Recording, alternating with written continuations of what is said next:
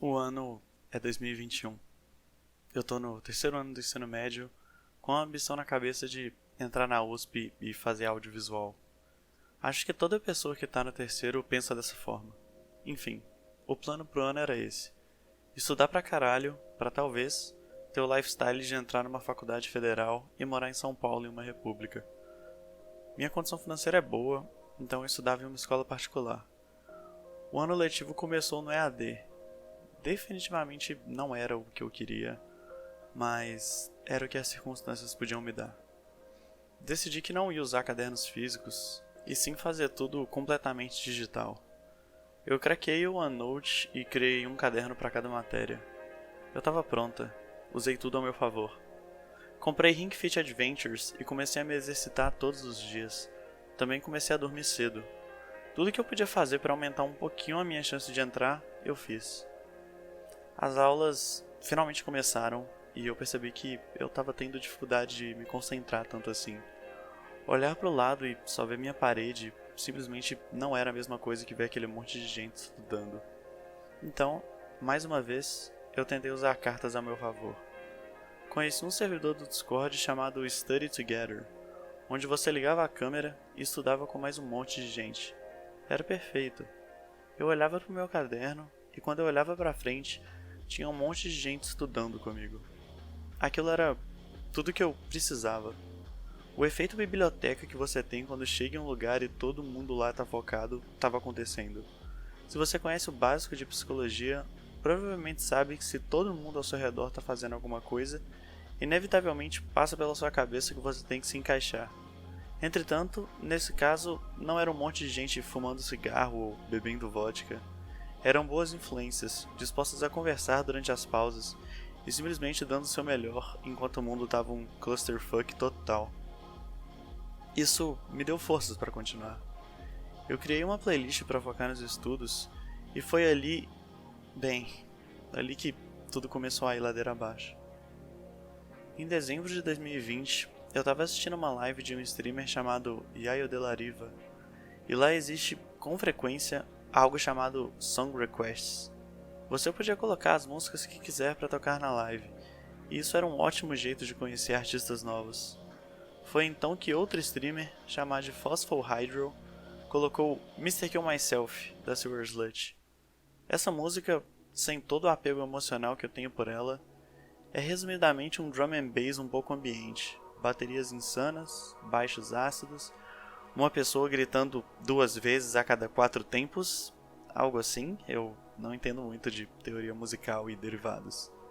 Essa música objetivamente não é nada demais, porém tinha algo ali que mexeu muito com a minha cabeça. Eu anotei o nome dessa artista e fiz uma promessa de ano novo. Eu vou ouvir mais Silver Slut em 2021. E foi a partir desta promessa que as coisas começaram a ir por água abaixo. Enquanto eu estudava, eu ouvi essa tal artista. E ela não é qualquer artista de breakcore. Ela é uma das artistas mais mórbidas, melancólicas, edgy e depressivas. Basicamente, ela não tem uma obra sã. Gostou de uma música? Ela provavelmente tem uma sample duvidosa. Gostou de um clipe que ela fez? Esse clipe com certeza tem um suicídio no meio. E claro que a minha mente, completamente normal e neurotípica, quis estudar muito essa artista. Eu criei uma obsessão doentia com ela. Eu queria conhecer todas as músicas e todas as samples. Queria saber a intenção por trás de cada música, cada sentimento passado, cada descrição de vídeo, cada frame dos clipes dela. E é como a velha frase de Nietzsche diz: quando você olha muito tempo para um abismo, o abismo olha para você. Eu estava olhando muito pro buraco, então ele eventualmente me olhou de volta. Além de tudo isso, eu comecei a me aproximar de uma garota com uma visão do mundo um pouco deprimente. Ela não tinha muita fé na humanidade, era muito depressiva, se automutilava, e eu acho que é de se esperar que todo esse lado escuro do Yin Yang na minha vida eventualmente aconteceria algo prejudicial. Quanto mais eu entendia Silver Slut, mais eu entendia como a mente de uma pessoa com tendências suicidas funcionava, e mais eu entendia essa garota que eu me aproximei. Chegou um ponto onde eu simplesmente parei tudo da minha vida e vivi a vida da Silver Slut. Eu me tornei uma pessoa depressiva também. Todos aqueles clipes caóticos, cheios de coisas acontecendo, me despertaram uma vontade absurda de usar drogas alucinógenas. Antes de eu perceber que estava tarde demais, eu tinha parado de estudar, só ficava o dia inteiro ouvindo breakcore e sentia que meus pais não entendiam nada sobre mim. Se eu não estivesse perto do computador e ficasse no escuro só um pouquinho, eu começava a chorar muito. Eu comecei a perceber que estava ficando muito difícil viver em casa. Meus pais não sabiam que tinha algo de errado comigo, mas quando eles me perguntavam alguma coisa, eu não tinha nem coragem de responder. Em algum momento, eu estava 100% convencida de que eu consegui prevenir o suicídio dessa garota, e aquilo me confortou muito. Eu realmente sentia que todo o trajeto da minha vida até aquele momento tinha sido perfeitamente trilhado para isso acontecer. Mas eu já estava extremamente deprimida e eu realmente precisava de ajuda. Um dia eu chorei desesperadamente na minha cama ouvindo algumas músicas e minha mãe abriu a porta do meu quarto. Eu pedi ajuda para ela. Falei que eu precisava urgentemente de algum remédio porque a dor psicológica que eu estava sentindo era muito alta. Eu só conseguia pensar em depressão, melancolia, suicídio, cyberslut e um monte de traumas que eu não tinha nem coragem de enfrentar no momento. Foi aí que meus pais me levaram para um hospital psiquiátrico. Eu acho que a ideia deles desde o princípio era só conseguir uma receita de algum remédio que ia me ajudar, possivelmente um antidepressivo ou algo assim. Eu esperei muito tempo para ser atendida, por volta de 40 minutos. E esses 40 minutos era só eu olhando pro chão, chorando muito. Eu às vezes não entendia nem o motivo de tanto choro, eu só estava extremamente mórbida e melancólica. Quando eu finalmente fui atendida, eu comecei a desabafar, e nesse desabafo eu reclamei muito dos meus pais. Eu falei que eles não me entendiam e que eu precisava urgentemente de um tempo fora de casa. Eu precisava de um tempo para mim, um lugar onde cuidavam de mim e eu tinha muito tempo para pensar, sem tecnologia, sem me preocupar com o colégio e sem meus pais. Eu tive uma crise de ansiedade pela primeira vez na vida. Depois de preencher uma ficha, eu comecei a chorar muito em uma sala. Meu pai tentou entrar na sala e eu falei que não queria conversar com ele. Ele tentou de novo e eu fechei a porta muito rapidamente. Eu estava 100% convicta que meus pais não me entendiam e faziam muito mal para mim. Eu pensava na Junko Furuta e toda aquela dor que ela teve que suportar. Depois de algum tempo, eu finalmente pude ser internada. Perguntaram se eu precisava de ajuda para subir até o meu dormitório e eu falei que sim. No momento que eu entrei no elevador, eu tirei um peso das minhas costas muito grande. Eu finalmente consegui. Eu estava internada. Eu sentei um pouco na minha cama enquanto pegava um calmante para mim. Enquanto isso, uma figura que vai ser falada mais pra frente no vídeo, que eu não posso falar o nome aqui, estava internado no hospital também e tentou me acalmar um pouco. Ele desceu pro pátio, coisa que eu não podia, porque quando você entra pra lá, tem que esperar 24 horas para fazer as atividades, e fiquei sozinho um tempo. Um enfermeiro veio e me deu um copo e meio de calmante. Eu tomei aquilo muito rápido, e em questão de 5 minutos, eu apaguei. Eu não sei por quanto tempo eu dormi, mas foi um tempo considerável. Meu sono estava extremamente desregulado, e todo aquele desespero e a depressão não me deixavam dormir direito. E aí, quando eu acordei, eu percebi que eu de fato havia sido internada em um hospital. Não porque me obrigaram, mas porque eu realmente quis. Eu percebi que uma pessoa do meu colégio antigo estava internada lá também, então foi bem tranquilo socializar com as pessoas. Sempre que eu comento que eu fui internada, me perguntam como aquela experiência é. E resumidamente, é um período de muita reflexão. Sabe quando a gente está se sentindo mal e vem aquela vontade de sumir? Não vontade de se matar, mas sim a vontade de flutuar no espaço por um período indeterminado de tempo, só pensando muito na vida. O hospital é mais ou menos isso. Você tem algumas atividades para fazer, que não são obrigatórias, tem um colchão para dormir, tem comida, as pessoas te dão remédios. Pode até ter mais gente ali, mas você sabe que aquilo ali é um momento seu. Suas ações tiveram consequências e você tá onde você enfrenta grande parte delas. Você pensa em muita coisa, nos seus amigos, naqueles que você reflete e talvez pense que não são tão seus amigos assim, e pensa principalmente no tá, e agora? O que eu faço daqui pra frente? Eu tava genuinamente gostando do meu tempo ali. Foi como tirar férias pra mim.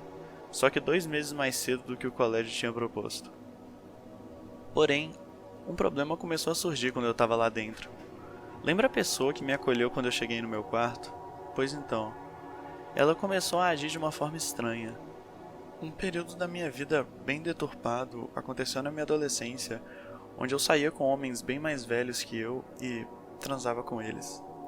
Aquilo era horrível, eu me sentia péssima e eu puramente fazia porque eu sentia que não tinha condições de conquistar uma garota. Eu experimentei tudo possível, ser ativa, ser passiva, e no fim das contas, eu não gostei de nada. Eu acho genuinamente que a pornografia causou um dano cerebral muito forte na minha cabeça, e eu normalizei esse tipo de coisa. E como eu ainda não tinha conversado com nenhum psicólogo ou psiquiatra a respeito disso, aquilo estava na minha cabeça constantemente. Eu reprimi isso por anos, e acabei não contando pra ninguém. Quando você tá no hospital, é você com seus demônios, apenas. Todos convivendo no mesmo quarto. Não tem muito como fugir, e aí eu tive certeza que aquela pessoa do hospital psiquiátrico era um pedófilo e queria me abusar sexualmente de alguma forma. Eu comecei a desenvolver uma paranoia imensa e me senti muito em perigo.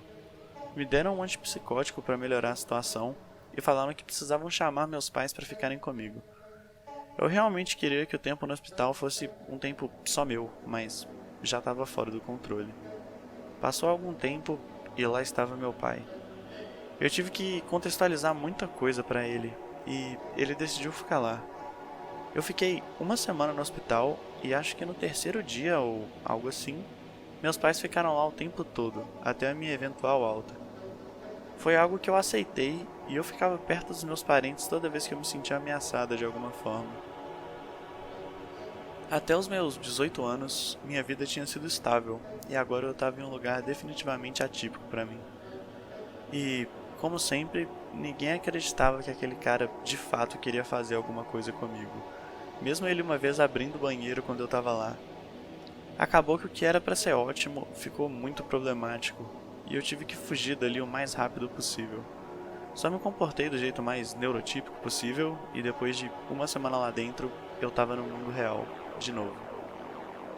No momento que eu acordei depois do calmante, a transexualidade começou a aparecer na minha cabeça. Eu tinha uma convicção enorme que eu era trans, e depois que eu comecei a terapia, meu psicólogo falou que isso era puramente por causa da obsessão com a Silver Sludge.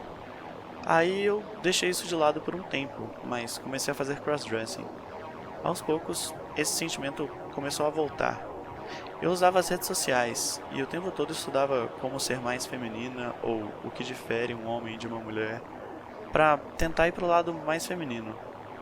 E quanto a Silver Sludge, bem, eu continuei ouvindo ela. Eu senti uma dó barra vontade de ajudar ela enorme e algo me prendia ali. Eu nunca tive aquela fase de ficar assistindo vídeos de gore no Live Leaks, mas é bem provável que algo que dá pra comparar é Silver Sludge. Áudios de pessoas em desespero porque o irmão se matou, vídeos de gente pulando da Golden Gate Bridge, áudios de suicídio, cenas do jogo de LAN de PS1 onde ela se matava e, no geral, músicas que te dão uma sensação mórbida imensa. Eu tava só me afundando cada vez mais nisso e, provavelmente, se não fosse os remédios, isso com certeza ia acabar de um jeito desagradável. Não me leve a mal, eu conheci pessoas incríveis por ter sido introduzida à cena de breakcore. Montei um servidor brasileiro do gênero, conheci a Gutter Pink, que é uma das artistas mais famosas na gringa quando o assunto é produtora de breakcore BR. Eu conheci a Star Moon, conversei com LLWLL, Anifract, Telemish, Vertigo Away, e aí essa rapaziada da bolha breakcore. Uma das últimas coisas que eu fiz antes de ir para o hospital foi colocar um quadro de Daft Punk, Silver Sludge e Jet Set Radio na minha parede. Então, todo dia eu pensava na Silver Sludge. E, honestamente, eu acho que até hoje eu penso. E no hospital, vale ressaltar que eu recebi 2 visitas. Uma foi de um parente que queria me tirar de lá, e a outra foi da tal garota que eu tava apaixonada. Essa visita me deu esperanças que ia dar tudo certo, e como você não tem acesso a celular dentro da reabilitação, é horrível para uma pessoa que está sendo White Knight não saber muito bem como a pessoa tá lá no mundo de fora. E ver que ela estava viva foi muito bom para mim. Eu pedi para um cara que eu conheci no hospital fazer uma pulseira preta e vermelha, e eu dei para ela como presente. E você deve estar se perguntando que fim deu essa história toda. Bem, eu saí umas 2 vezes com ela e eventualmente acabei tocando no assunto que eu estava apaixonada. Eu tomei um fora, que não foi o que mais doeu na minha vida toda, e se isso tivesse dado certo, é bem provável que a minha vida está em um lugar pior agora. Não me entenda mal, ela é uma pessoa super legal, mas provavelmente não ia fazer bem pra minha cabeça. Somos incompatíveis em níveis absurdos. Ela me chama muita atenção, mas esse sentimento não é recíproco. Hoje em dia, a gente não conversa muito e é provavelmente o melhor fim de todo esse rolo. Eu comecei a tomar remédios, já que eu fui diagnosticada com depressão profunda. Esses remédios funcionam, então o que era tóxico pra mim, tipo Sewer Slut, eu consegui escutar sem me fazer mal. Mas aquela dó e a preocupação com essa garota continuaram por um tempo, mas eu cuidei disso na terapia. Vocês provavelmente devem estar se perguntando, meu Deus do céu, Mouras, o que tem de tão especial nesta artista? Honestamente, pra qualquer pessoa, eu imagino que nada demais. Mas quando eu conheci ela e vi como ela claramente demonstrava todos os problemas / traumas dela através da música, isso me fascinou bastante. Me deu a coragem que eu precisava para poder falar abertamente sobre meus problemas para meus amigos, minha família, o psicólogo e o psiquiatra, e, enfim, tentar resolver tudo que eu precisava. Toda aquela estética caótica e frenética, luzes piscando, visuais alucinógenos, era tudo muito lindo. Eu gosto de pensar que essa artista foi como um LSD na minha vida. Quando eu ouvia / assistia os clipes, era tudo muito lindo e eu entrava em um estado que eu não conseguia com qualquer outra coisa. Mas no fundo, tudo aquilo me fez mal. Eu entrei em depressão, eu fui internado em um hospital psiquiátrico, eu parei de estudar para o vestibular para ficar lendo informações sobre essa artista. Todo mundo falava, Mouras, para de ouvir Sewer Slut, isso tá te fazendo muito mal. E eu continuava. As pessoas falavam, você tá apoiando alguém que já usou uma criança morta como capa de álbum. E eu tentava explicar que era tudo para representar os sentimentos dela, do jeito que ela conseguia. Foi o maior relacionamento tóxico da minha vida inteira. E mesmo esse tipo de coisa pode acabar trazendo coisas positivas para sua vida. Só que, se eu colocar na balança, provavelmente mais me destruiu do que me fez bem. Quando eu voltei para a vida real, o colégio ainda estava acontecendo e por algum tempo eu tentei estudar a matéria acumulada, mas isso só me causou frustração. Chegou um ponto em que eu estava colando em todas as provas e mesmo quando as aulas voltaram presencialmente, eu não quis ir em nenhuma, com exceção da última do ano. Eu estava tentando focar nos vídeos desse canal, mas com tanta coisa que a minha cabeça estava pensando, era complicado. Resolvi que 2022 ia ser um ano sabático, onde eu não ia estudar para o vestibular, nem fazer faculdade. Eu só ia descansar minha mente e fazer vídeos pro YouTube. E foi o que eu fiz. Nesse meio tempo, eu publiquei diversos vídeos aqui. Meu plano era, em 2023 eu volto para a vida normal e começo uma faculdade. Até chegar um momento onde eu percebi que eu precisava fazer algum dinheiro, de alguma forma. E foi aí que eu resolvi começar a procurar emprego e criei uma conta em diversos sites, como Indeed, InfoJobs, Vagas, LinkedIn e todo site possível que envolve achar um emprego de alguma forma. Até que um parente meu conseguiu uma vaga de TI para mim em um hospital de olhos, com o único requisito sendo que eu precisava fazer uma faculdade de TI para continuar nesse emprego. E eu aceitei. Antes de continuar contando a história, eu queria só mencionar que, além de cuidar do meu canal do YouTube, eu fiz algumas músicas e criei um jogo também, na mesma engine de Hotline Miami. Percebi que não compensava eu fazer uma faculdade de desenvolvimento de jogos, a não ser que fosse na gringa. Então, eu decidi isso. Se eu for fazer alguma faculdade relacionada à arte depois na minha vida, seria fora do país. E aí você deve estar se perguntando, e agora, Mouras, o que você está fazendo? Bem, eu tô fazendo vídeos pro YouTube. Era muito fácil fazer eles quando eu estava desempregada, mas agora que eu não tenho mais tanto tempo livre, tá muito difícil pra mim. Eu era uma pessoa muito indisciplinada, o tipo de pessoa que tem uma pilha de roupas imensa no quarto, limpa ela uma vez por mês, acumula louça e coisas desse tipo. Percebendo tudo isso e refletindo que meu círculo social era só um monte de gente que fica virando à noite na rua fumando cigarro e bebendo, eu resolvi fazer alguma coisa a respeito. Comecei uma jornada de desenvolvimento pessoal imensa, onde eu criei uma planilha no Google Planilhas com meus amigos para a gente poder ter um controle melhor do que a gente precisa fazer todo dia, para dormir com aquele sentimento de eu fui a melhor pessoa que eu podia ser hoje. E agora eu vou tentar achar pessoas um pouco menos problemáticas para socializar de uma forma mais saudável, pro meu próprio bem. E se tem uma coisa que eu aprendi esse ano é que, mesmo se você for um rato branco, andar no esgoto e conviver com ratos cinzas, você eventualmente se torna um rato cinza. Então, a única coisa que eu peço para você que chegou até essa parte do vídeo é: se você é uma pessoa que está em uma situação tóxica e seus amigos estão constantemente te avisando a respeito, por favor, reflita e veja se isso realmente está te fazendo bem. Não tente resolver os problemas dos outros, deixe isso para quem está formado em psicologia. Só se cuida, fica bem, faça a sua parte e o mundo se cuida sozinho. Você não tem a obrigação de consertar ou melhorar nada em ninguém. Eu acho que é isso. Esse vídeo foi muito diferente dos meus vídeos comuns, então eu espero que vocês tenham gostado. Muito obrigado por ter acompanhado até aqui, e não se inscreva caso você queira mais vídeos desse gênero, porque provavelmente esse é o primeiro e último. Mas se você gosta de videogame, definitivamente dá uma olhada nos meus outros vídeos. Até mais!